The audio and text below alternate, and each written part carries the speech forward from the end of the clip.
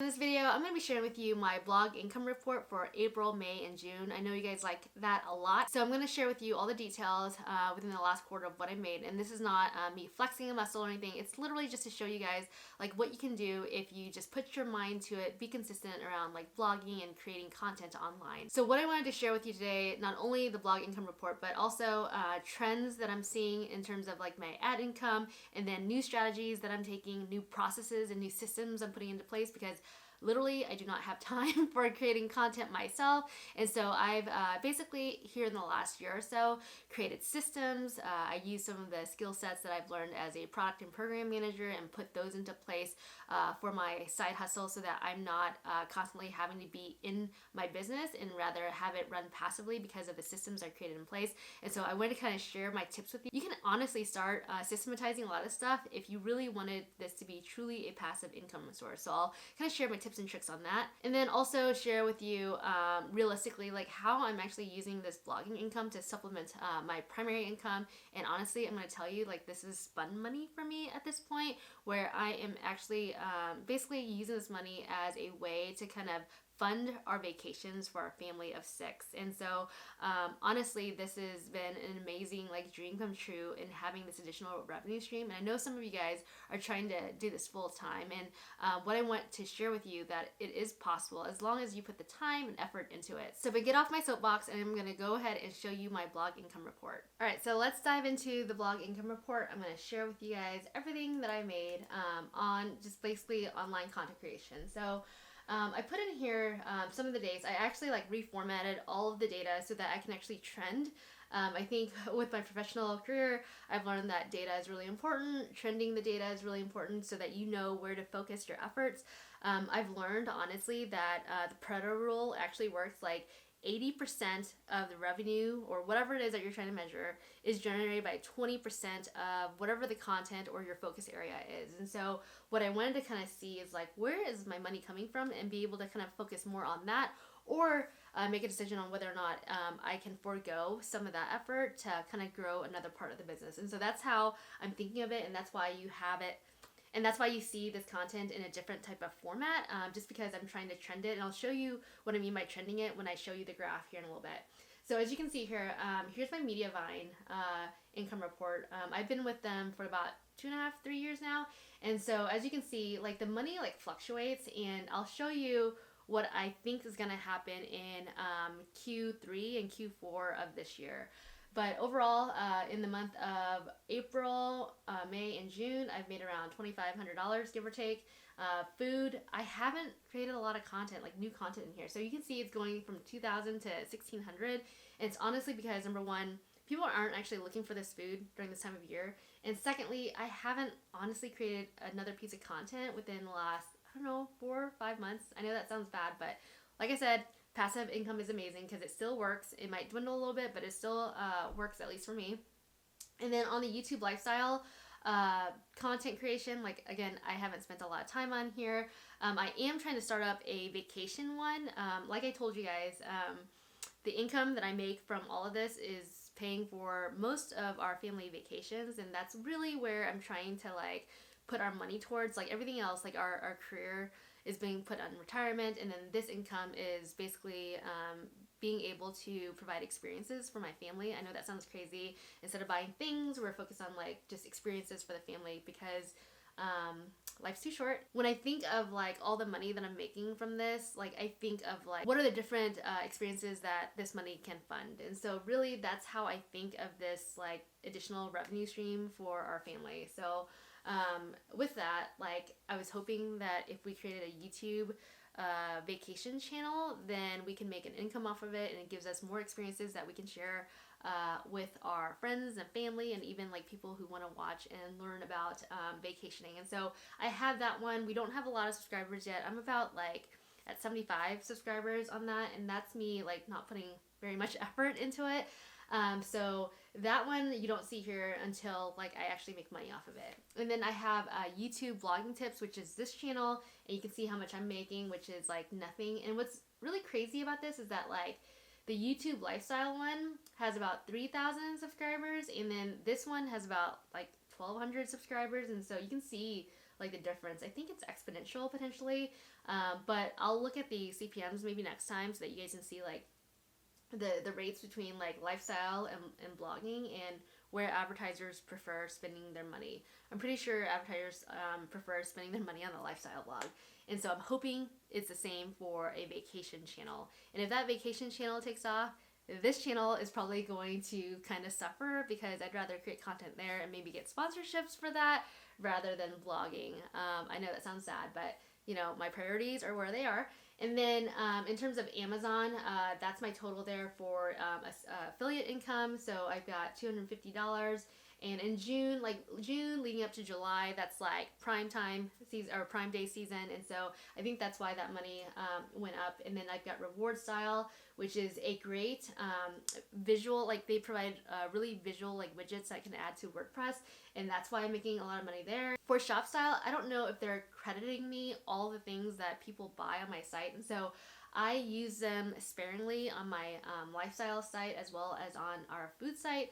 So that's why that one's so low. Share a Sale is one that I use for specific affiliates, and I'm going to start using them more for the travel YouTube channel as well. And then I also have on my lifestyle channel like a lot of posts on our family vacations, and so I'll start using Share a Sale more and Commission Junction more. So in total for April, May, and June, we have made around $15,000, give or take. So that's pretty good money, I would say. My big goal for this year is I'm hoping to hit like 75,000 by the end of the year. That's like my pie in the sky, knowing that I have not a lot of time for any of this content right now because life is so crazy. I've got 4 kids. I don't know if you guys know that. I have a full-time career in corporate, and both of us work outside of the home, and our kids are in extracurriculars now that they're older, and so it's kind of crazy. And to be able to make this money on the side, outside of like investment funds and ETFs and 401ks and stuff is kind of amazing, and it's really, really a blessing. And the advice that I have for those of you guys who are starting out is like literally just start it, create the content, create content that is valuable to others. I know that sounds really easier said than done, but honestly, if you're creating content that people are searching for and then they find and they like it, like that's where the money is. So, but if I trend my lifestyle blog, right, you can see that like between June and December, my traffic skyrocketed here last year, actually in 2020. And in 2021, it did the same thing. And so what I'm hoping is that this number just starts skyrocketing as well soon. Because like right here, this is the trending line going up. This is the trending line going up, and it's higher this year. So I'm hoping at some point, one of these months, if I hit over $5,000 for the lifestyle blog in 1 month, I'm gonna be ecstatic. So just remember this video whenever I post in Q4 of this year, so around January of next year. I'm hoping that I come to you guys and say, hey, I made $5,000 from one blog.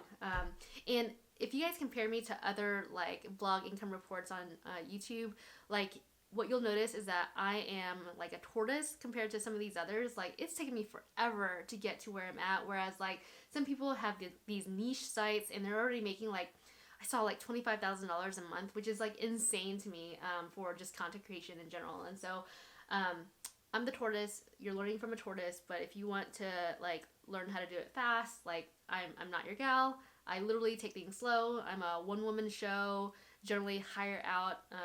I have my husband creating DIY projects that I post about, but that's about it, guys. And so that's why I am so slow at this.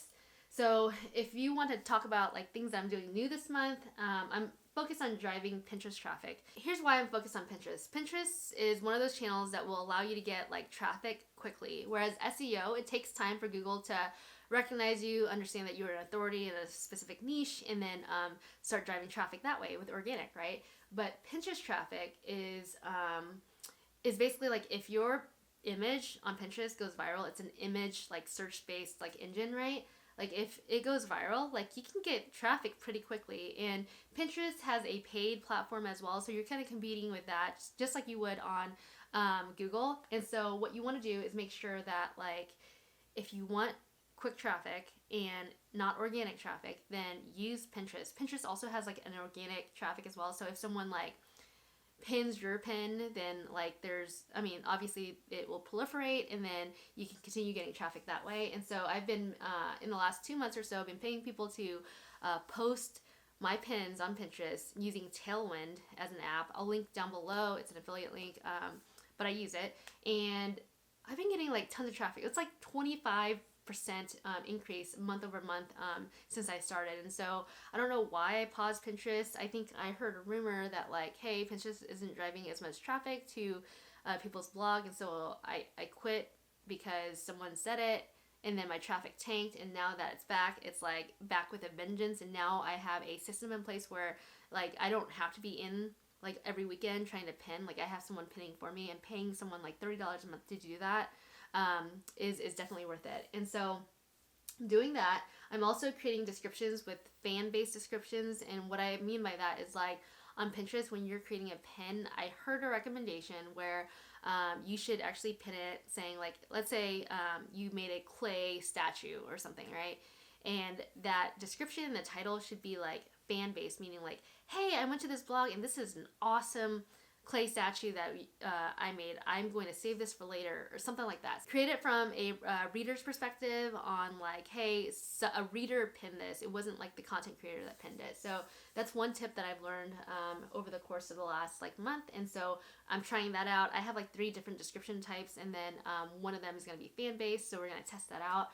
And that's one thing too, is I'm testing out stuff and also making sure that I have a control and treatment group so I can like test out variations to see what works and what doesn't work. In terms of content creation, I need to focus this weekend on uploading all of our Alaska vacation videos because it's from a family of 6 perspective, and so I doubt anyone can like copy that content because I have kids that are in the video. And so I'm going to post a ton of content on my channel there. And then I'm also, I have a education blog that I have 20 blog posts that VAs have created that I need to post as well. And then things that are non-content creation, and you'll see that I start dividing out like, hey, focus on content versus like all the other stuff like cleanup work. I call it tech debt in my professional career. So all this tech debt that I have to go clean up, but honestly, the money is in content creation, right? But there's always like these things that you have to make sure that you maintain, or else it gets out of control. And so one thing I'm doing is I have a data studio hooked up to all of the blogs and all of the YouTube channels that I create along with Search Console. And I need to move that data studio report from Universal Analytics to G4 Analytics. And so that's going to take like 4 hours for me to do if I'm doing it by myself. I could pay someone, but I want my content in reporting and dashboards in a certain way.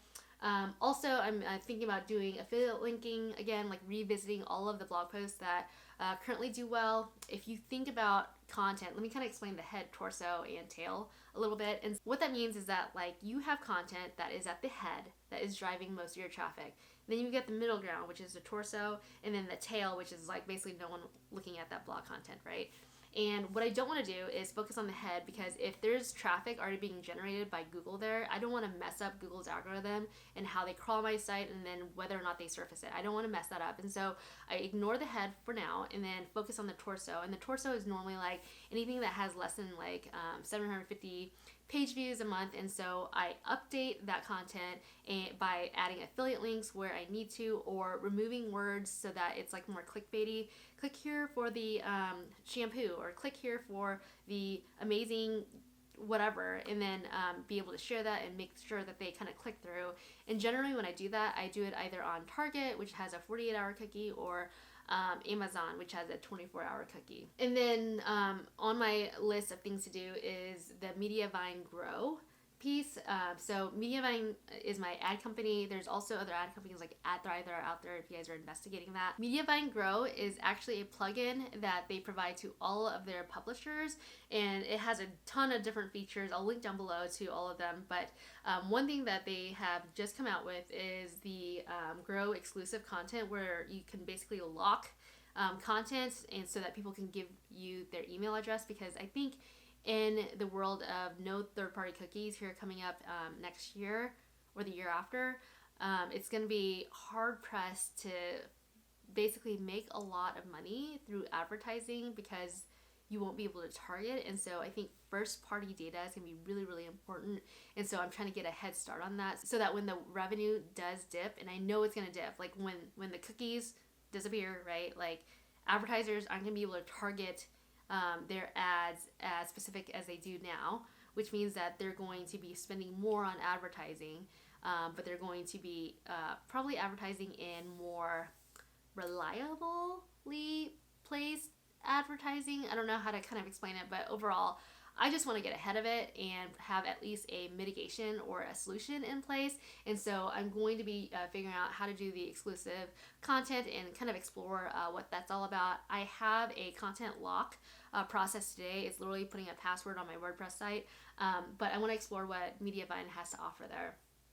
And then I'm going to go ahead and change the newsletter CTAs to be more of get my free X now type of verbiage because I heard that from Brandon Gailey's podcast, and so I'm going to take his word for it and start changing the newsletter CTAs to see how much sign up I can get from all the different blog channels that I have that have newsletters.